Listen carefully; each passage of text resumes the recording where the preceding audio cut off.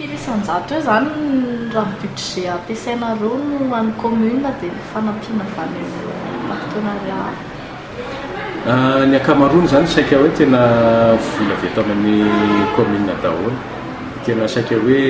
vola vieto ny fanampiana ny avy amin'ny resaka hoe partenariat sisisa tena tsy tapitapy misy iny zany tsy azo ianterana koa zany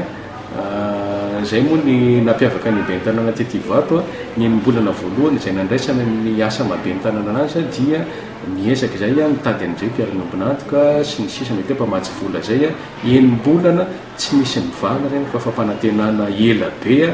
ny mponina maika anarina ty tanàna ty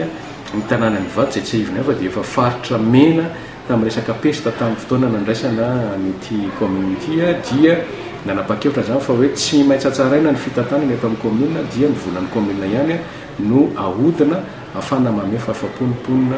eto amin'izany commune ny vatsy mizara roa moa zany ny tetibola itenivon'ny commune dia ny tetibola hoentina mampiodina ny commune zany fampandehanandraran'ny commune zany ao anatin'izany ny karama sy ny sisa sy ny sisa ary eo ihany koa ilay karazany faharoa dia ny tetibola hoentina manatanteraka asa fanamboarana fotodrafitrasa ny investissement zany sy ny sisa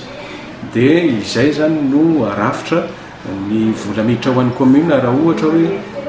ilay resaka fampidirim-bola ho an'ny commune no resana dia eo ny etra va amin'ny fanorenana ny trano na ny IFBB zany ny etra avy amin'ny etra tany na ny IFT dia eo ihany koa ireo karazana etra na ny impôt synthétique dia eo ihany koa ny aba isan-karazana sy ny sara amin'ny fanatanterana raha samy hafa itenivon'ny commune zany